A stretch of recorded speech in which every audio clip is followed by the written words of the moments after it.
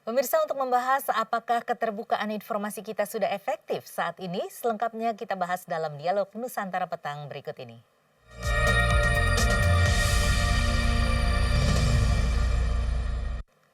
Sudah bersama saya ada Kang Cecep Suryadi, Komisioner KPIP. Masyarakat tentunya ingin mengetahui bagaimana mengenai keterbukaan informasi publik ini. Kita sapa saja langsung Kang Cecep. Selamat sore, Mbak. Selamat sore Kang Cecep. Ya, tentunya masyarakat ingin tahu sebenarnya apa sih yang dimaksud dengan sistem keterbukaan informasi publik. Ya, Mbak Tasya, terima kasih. Selamat sore para pemirsa Nusantara TV dimanapun berada. Eh, Mbak Tasya, memang momen ini luar biasa sekali. Jadi baru beberapa hari yang lalu ya, tepatnya tanggal 28 September, kita baru memperingati Hari Hak untuk Tahu Sedunia. Iya. Jadi banyak sekali negara-negara di dunia merayakan itu. Dan kita di Indonesia ini sudah memiliki kurang lebih 10 tahun ya, Undang-Undang Keterbukaan Informasi Publik. Jadi Undang-Undang 14 tahun 2008 itu mewajibkan ke semua badan publik, ya, lembaga negara, kementerian, dan seterusnya untuk membuka akses informasi seluas-luasnya kepada masyarakat. Ya, Nah, diperkenalkan pada tahun 2011 ya, begitu ya. betul. Jadi undang-undang ini meskipun disahkan pada tahun 2008, tetapi baru efektif berlaku itu tahun 2010. Ya. Jadi kurang lebih 11 tahun ini kita sudah merasakan manfaat dari kehadiran Undang-Undang Keterbukaan Informasi Publik. Ya. Nah, keterbukaan informasi ini menjadi prasyarat penting dari negara demokrasi. Bagaimana informasi itu sebagai hak asasi manusia itu memang dijamin oleh konstitusi kita, khususnya pasal 28F Undang-Undang Dasar dan Undang-Undang 14 tahun 2008. Jadi setiap masyarakat berhak mengakses informasi yang ada di badan publik, di instansi-instansi.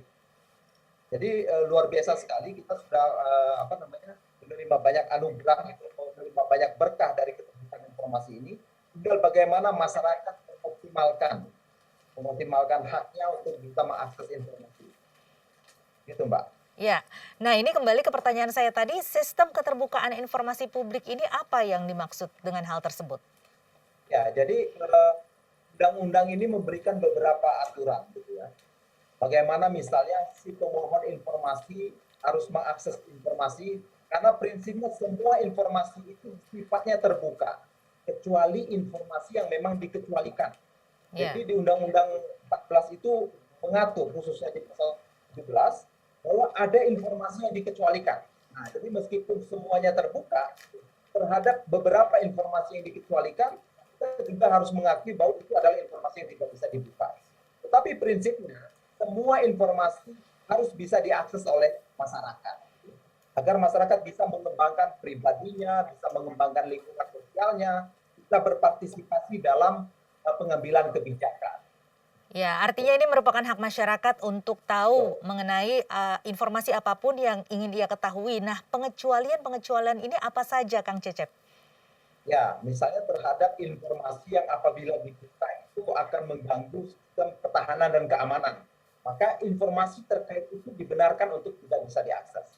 Atau informasi yang menyangkut dengan riwayat kesehatan atau riwayat pribadi seseorang. Nah, Ya. oleh undang-undang itu memang dijamin agar informasi itu tidak bisa dibuka seenaknya saja gitu. Nah, contoh yang lain adalah apabila informasi itu dibuka lalu kemudian mengganggu persaingan usaha yang sehat. Nah, maka dibenarkan atas informasi-informasi tersebut untuk ditutup gitu ya atau dikecualikan. Tetapi untuk mengecualikan informasi ini juga tidak bisa suka hati para pengelola badan publik. Ada mekanismenya, ada proses yang namanya uji konsekuensi. Nah, jadi memang di tengah iklim keterbukaan ini ada beberapa informasi yang memang harus clear gitu ya, bahwa informasi kalau dibuka dampak negatifnya itu lebih besar daripada publik gitu ya. Nah, jadi memang badan publik juga ketika ingin mengecualikan informasi itu harus clear. Ada alasan-alasannya gitu ya, ada alasan yuridis, ada alasan sosial dan seterusnya gitu. Jadi tidak sesuka hati untuk mengecualikan informasi. Karena memang prinsip utama dari keterbukaan informasi ini adalah semua informasi harus bisa diakses oleh masyarakat. Baik, jadi sebenarnya masyarakat memiliki akses untuk mengetahui semua informasi yang ia butuhkan kecuali mungkin untuk hal-hal seperti kerahasiaan negara, kemudian juga perlindungan data pribadi dan juga perlindungan data atau kerahasiaan dari suatu hal yang membahayakan persaingan usaha. Intinya adalah sesuatu hal yang Ya, eh, lebih banyak manfaatnya ini harus dibagikan ataupun dibuka kepada masyarakat, tetapi kalau membahayakan tentunya harus dirahasiakan. Nah, ini kan merupakan pintu masuk ya, Kang Cecep. Informasi publik ini merupakan pintu masuk masyarakat untuk dapat memenuhi hak-haknya begitu. Nah, ini selama 2011 sampai saat ini bagaimana Anda evaluasinya terhadap keterbukaan informasi publik kita? ya, jadi Komisi Informasi gitu ya, baik di pusat maupun di provinsi, menjalankan proses monitoring dan evaluasi sejauh mana implementasi keterbukaan informasi ini optimal dijalankan. Nah, kami setiap tahun menjalankan itu monitoring dan evaluasi, dan di tahun 2020 terakhir gitu ya, karena di tahun 2021 prosesnya sedang berjalan dan kita akan melihat angka implementasi keterbukaan informasi tahun 2021 itu mungkin sekitar akhir bulan Oktober kami akan launching. Tetapi di 2020 kami mendapati beberapa badan publik itu sudah melakukan peningkatan yang luar biasa. Ada sekitar 44% gitu ya, katakanlah 44% dari 347 badan publik yang kami monitoring di tahun 2020 itu menunjukkan angka yang cukup baik. Sementara sisanya 44% ini yang memang harus didorong terus. Ada beragam variasi yang menyebabkan implementasi keterbukaan informasi itu belum optimal. Nah, jadi kami memonitoring terkait keterbukaan informasi ini di 7 kategori. Pertama adalah kementerian, lalu pemerintah provinsi, partai politik, BUMN, perguruan tinggi negeri, lembaga non struktural, dan lembaga pemerintah non kementerian. Nah, Mhm. angkanya sangat variatif. Kami menemukan ada sekitar 17% ya di tahun 2020 kualifikasi informatif ya yang diperoleh oleh beragam badan publik. Tetapi yang tidak informatif dan kurang informatif itu juga masih tinggi sekali. Jadi memang PR tantangan kita ke depan masih sangat berat sekali gitu ya. Untuk itu memang kami juga mendorong beberapa badan publik untuk bisa meningkatkan kapasitas pejabat pengelola informasi dan dokumentasinya. Nah, Iya. jadi di setiap badan publik itu ada yang namanya PPID, Mbak. Hmm. Pejabat pengelola informasi dan dokumentasi yang menjadi ujung tombak dari layanan informasi ini. Nah, jadi setiap tahun kami terus memonitor apa yang telah dikembangkan gitu ya, karena memang di Undang-Undang 14 itu salah satu kewajiban badan publik adalah membangun dan mengembangkan sistem layanan informasi agar informasinya mudah didapat oleh masyarakat, caranya sederhana, biayanya ringan, dan yang terpenting adalah tepat waktu. Jadi informasinya cepat gitu ya dan tepat waktu. Begitu, Baik, Mbak. untuk bisa mendapatkan informasi yang diinginkan tentunya ada tata caranya begitu kan ya Kang Cecep. Nah ini apakah tata caranya ini sudah diketahui oleh masyarakat? Bagaimana sih kita bisa memperoleh informasi publik ini? Ya, jadi memang kami terus juga mengedukasi dan mensosialisasikan kepada masyarakat gitu ya, akan pentingnya mengakses informasi yang akurat dan kredibel di badan publik. Kita tahu sekarang ini pengguna sosial media misalnya itu tinggi sekali angkanya. Tetapi juga harus dicermati bahwa sosial media itu kadang-kadang menyebarkan atau mengandung informasi yang tidak jelas Betul. sumbernya gitu ya. Nah, tetapi ada juga badan publik yang mengembangkan proses penyampaian informasi ini dengan basis sosial media gitu. Nah, kami berharap masyarakat akseslah informasi dengan cara yang tepat gitu ya, ke sumber yang akurat gitu ya. Nah, contohnya di badan publik itu ada PPID, maka hubungilah PPID di setiap dinas, misalnya di setiap provinsi, di setiap kementerian gitu ya. Karena di sanalah sebenarnya sumber informasi yang akurat, yang kredibel gitu. Jadi Hmm. kami juga terus mendorong masyarakat agar menggunakan haknya, dan tidak jarang juga Pak Tasya, Komisi Informasi itu menerima sengketa informasi.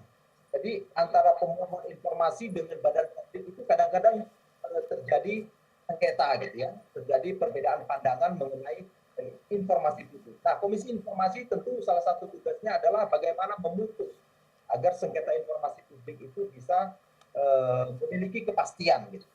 Nah, itu Mbak Lasa. Baik, ini kalau Anda melihat tadi dari sekian banyak instansi ataupun lembaga negara ini ada sejumlah lembaga negara yang masih belum memiliki sistem informasi publik yang baik begitu ya.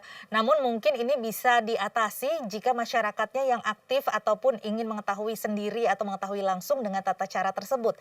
Nah, tetapi ada juga mungkin instansi-instansi yang masih belum memiliki keterbukaan meskipun sudah ditanyakan begitu Kang Cecep. Nah, ini bagaimana dengan hal tersebut? Dijawabnya nanti Kang Cecep usai jeda. Kita akan jeda dulu pemirsa, tetaplah bersama kami. Dialog Nusantara Petang akan kembali usai jeda berikut.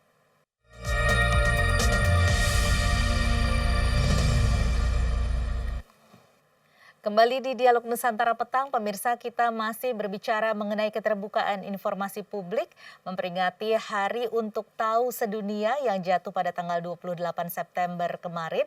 Dan saat ini saya masih bersama dengan Kang Cecep Suryadi. Kang Cecep, ini tadi Anda mengatakan bahwa memang saat ini ada sejumlah lembaga-lembaga juga yang sudah memiliki sistem informasi publik yang baik, tetapi masih ada juga lembaga yang masih belum memiliki sistem informasi publik, di mana sebenarnya masyarakat ini bisa diatasi jika masyarakat mau proaktif ataupun mau menanyakannya secara langsung. Nah, ini jaminannya apa untuk masyarakat bisa mendapatkan informasi yang diinginkan?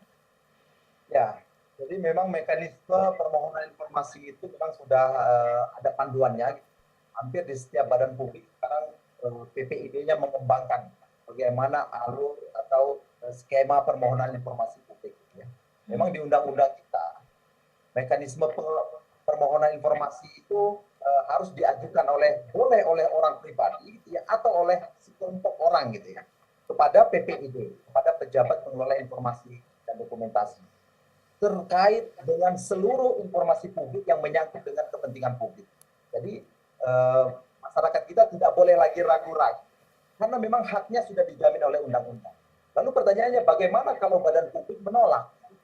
Memang badan publik memiliki hak untuk menolak permintaan informasi sepanjang informasi yang diminta itu adalah informasi yang dikecualikan misalnya, atau prosedur yang ditempuh oleh si pemohon itu tidak sesuai. Badan publik memang di pasal 6 itu diberikan hak untuk menolak. Tetapi penolakan atas permintaan informasi itu juga harus diberikan penjelasannya gitu ya. Mengapa ditolak, alasannya apa gitu ya. Nah, kalau saja penolakan itu dirasakan tidak puas atau tidak memuaskan si pemohon atau si masyarakat yang meminta informasi itu, maka si pemohon boleh mengajukan keberatan ke atasan PPID. Atasan PPID ini adalah biasanya kalau di kementerian itu sekjen ya, sekretaris jenderal, atau sekda kalau di pemerintah provinsi. Bagaimana kalau masih juga ditolak, tidak ditanggapi, maka si pemohon boleh mengajukan penyelesaian sengketa informasi ke Komisi Informasi, boleh di Komisi Informasi Pusat atau di Komisi Informasi Provinsi dan Kabupaten Kota. Maka hak itu dijamin gitu ya. Maka proses penyelesaiannya juga harus setara. Jadi badan publik besar atau kecil itu juga kita tidak pandang, tetapi hak pemohon ini juga harus pasti bahwa dia harus memiliki akses kepada informasi yang ingin diperolehnya. Begitu, Mbak. Iya, kalau selama ini sebenarnya apa saja kendala yang biasanya ditemui oleh masyarakat baik secara pribadi maupun juga mungkin secara kelembagaan untuk bisa mendapatkan informasi publik? Ya, memang kita masih banyak menemukan kendala. Baik itu kendala kultural, budaya yang ada di badan publik. Mulai dari komitmen pimpinannya yang mungkin belum utuh persepsinya terkait dengan keterbukaan informasi, atau problem-problem yang sifatnya lebih teknis, misalnya pada koordinasi, gitu ya. Koordinasi antar PPID, ya, antar petugas yang ada di lapangan. Nah, ini masih ditemukan kendala. Untuk itulah kami informasi terus mendorong gitu ya semua badan publik untuk meningkatkan kapasitasnya. Bagaimana misalnya permohonan informasi itu harus ditanggapi dengan tepat waktu. Gitu. Bagaimana misalnya koordinasi antara PPID satu unit dengan unit yang lain itu bisa terus sinergis. Sehingga hak masyarakat tidak tercederai, hak masyarakat tidak dinegasikan karena persoalan-persoalan teknis. Nah, yang kedua juga memang kendala yang sering kita hadapi adalah bagaimana pemahaman di PPID itu gitu ya, yang mungkin masih harus terus ditingkatkan gitu ya. Dan bagaimana juga ekosistem yang dikembangkan oleh badan publik itu bisa terus dijalankan. Nah, ini adalah tantangan kita ke depan. Banyak sekali memang kendala-kendala teknis yang masih kita temukan di lapangan, dan ini membutuhkan komitmen dan leadership dari pimpinan badan publik itu. Karena memang komitmen dan kepemimpinan ini sangat penting sekali. Koordinasi itu bisa saja tidak jalan kalau tidak ada dukungan dari pimpinan. Iya. Nah, jadi inilah tantangan yang perlu kita atasi bersama. Iya, sebenarnya Kang Cece bukan hanya kendala-kendala teknis seperti yang tadi Anda katakan saja. Kalau kita ingat bahwa budaya kita adalah budaya timur yang sedikit-sedikit apa-apa tidak enak begitu ya. Sebenarnya masyarakat ini masih banyak tuh yang merasa mungkin ingin mendapatkan hak-haknya untuk tahu begitu dengan ke segala sektor begitu, tetapi ada hambatan itu, hambatan untuk untuk tidak mengejar begitu loh apa yang menjadi haknya dia begitu. Nah ini bagaimana peran budaya mempengaruhi hak untuk memperoleh informasi ini menurut Anda? Ya sebenarnya animo masyarakat itu cukup tinggi Pak. Jadi di Komisi Informasi Pusat ya, kita bisa lihat data permohonan penyelesaian sengketa itu cukup tinggi gitu. Di tahun 2017 saja itu data penyelesaian sengketa itu tidak kurang dari 1.800. Ini mencerminkan bahwa memang animo masyarakat itu tinggi. Yang ditolak atau yang tidak puas mereka mengajukan keberatan ke Komisi Informasi Pusat. Memang pelan-pelan sengketa ini kita bisa selesaikan gitu ya. Tetapi juga badan publik hari ini cukup proaktif gitu. Dia menggunakan banyak sekali kanal untuk menyampaikan informasi ke publik. Nah, di satu sisi sifat proaktif inilah yang ingin kita dorong ke badan publik sehingga masyarakat tanpa meminta informasi pun dia bisa memperoleh informasi itu. Nah, memang di Undang-Undang Keterbukaan Informasi itu ada 3 klasifikasi informasi, Pak. Jadi ada informasi yang memang harus diumumkan tanpa ada permintaan masyarakat, jadi diumumkan secara berkala, bukan sekali, boleh sekali dan seterusnya. Dan ada informasi yang sifatnya harus tersedia setiap saat. Jadi meskipun informasi yang masuk kategori tersedia saat ini diumumkan, tetapi ketika ada permohonan informasi dari masyarakat, maka informasi ini harus bisa diakses oleh masyarakat. Yang ketiga adalah informasi yang sifatnya serta-merta, yang memang harus diumumkan tanpa ditunda-tunda, tanpa ada permohonan pun ini harus diumumkan. Karena memang sifat informasi serta-merta ini dia menyangkut hajat hidup orang banyak. Yang keempat baru informasi yang tadi di awal saya sampaikan, informasi yang memang kecualikan. Nah, terkait 3 klasifikasi informasi ini, badan publik memang harus menyusun daftar informasinya, sehingga ketika ada permohonan informasi, masyarakat bisa tahu, bisa ditanggapi dengan cepat, karena klasifikasinya sudah jelas. Baik. Gitu, iya, memang di tengah pandemi yang selama ini kita jalani, tentunya penggunaan teknologi ataupun teknologi menjadi fasilitas untuk bisa memperoleh informasi publik ini kan sudah sangat memasyarakat begitu ya. Nah, Anda melihat bagaimana peran dari pandemi kemudian peran dari teknologi ini untuk mendorong kesadaran masyarakat untuk mendapatkan informasi publik maupun juga kesadaran dari ataupun kewajiban dari implementasi dari keterbukaan informasi publik ini dari lembaga-lembaga terhadap masyarakat juga. Ya benar sekali Mbak Tasya. Jadi memang di era pandemi itu semua aktivitas termasuk komunikasi, mencari informasi gitu ya, itu berbasiskan IT semua, digital semua. Dan kita tahu angka pengguna sosial media saja itu naiknya 10 juta dari Januari 2020 sampai Januari 2021. Naiknya tinggi sekali. Dan kami setiap tahun dalam konteks MONEF gitu ya, monitoring dan evaluasi, memasukkan salah satu indikator penting yaitu apa? Inovasi. Inovasi apa yang dilakukan oleh badan publik dalam pandemi ini, dalam masa pandemi ini. Memang ada badan publik yang menutup layanan informasinya. Nah, ini kami sangat sayangkan sekali gitu ya. Tetapi seharusnya di era pandemi ini badan publik itu harus berimprovisasi, harus atraktif gitu ya, melakukan layanan informasi karena masyarakat saat ini dibatasi gitu. Sehingga badan publik lah yang harus manfaatkan sebesar-besarnya kanal-kanal digital untuk memastikan agar informasi itu bisa sampai kepada masyarakat. Nah, ini faktor dalam penilaian kami, apa inovasi yang dilakukan oleh badan publik, oleh BUMN, oleh kementerian dan lain-lain. Atas ya. Iya, ini kan merupakan bisa dikatakan merupakan momentum begitu ya untuk bisa menjadi evaluasi dan cerminan kita begitu bagaimana informasi publik ini bisa diakses.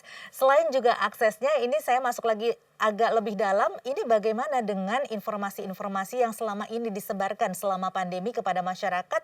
Apakah menurut Anda saat ini sudah cukup efektif? Ya, Mbak Tasya, memang sekarang ini banyak sekali berseliweran. Kami ingin menghimbau juga kepada masyarakat ketika menerima informasi, jangan lupa untuk melakukan fact check. Karena semua informasi saat ini beredar bebas gitu ya, di WhatsApp, Facebooknya gitu ya, di laman-laman sosial media.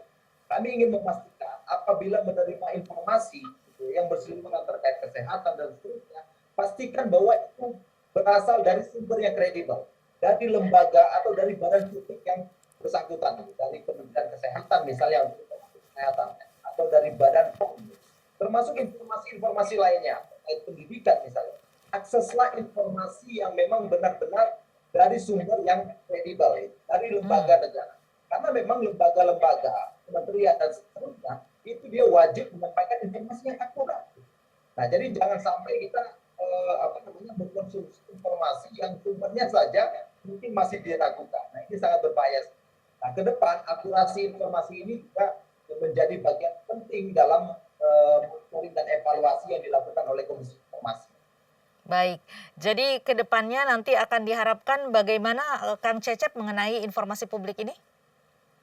Ya, ke depan kita berharap badan publik bisa terus inovatif gitu kan, beradaptasi dengan kondisi pandemi, kondisi digital dan terus mengembangkan beberapa kanal-kanal digitalnya. Nah, memang peran elektronik itu juga wajib dikembangkan oleh badan publik selain perangkat non elektronik yang lainnya. Nah, kami kemarin juga barusan memberikan apresiasi kepada 10 desa terbaik gitu yang mengembangkan layanan informasi ini, dan kepada badan publik secara umum kami akan memberikan apresiasinya nanti di bulan Oktober ya, akhir bulan Oktober, dan kami akan melihat bagaimana layanan informasi di badan-badan publik itu dipastikan akurat gitu, inovasi mudah dicerna oleh masyarakat, dan tentunya saja informasi tersebut bermanfaat dalam membangun kolaborasi antar badan publik dengan masyarakat maupun antar badan publik satu dengan badan publik yang lainnya. Baik. Itu Mbak Tasya harapannya. Baik, Kang Cecep, tentunya ke depannya kita semua berharap bahwa badan publik ini bisa meningkatkan akurasinya, akuntabilitas serta transparansinya untuk bisa memfasilitasi masyarakat agar bisa memenuhi hak-haknya untuk tahu begitu Kang Cecep. Terima kasih banyak Kang Cecep telah bergabung bersama Terima kasih kami. Mbak Tasya. Salam sehat. Salam sehat Kang.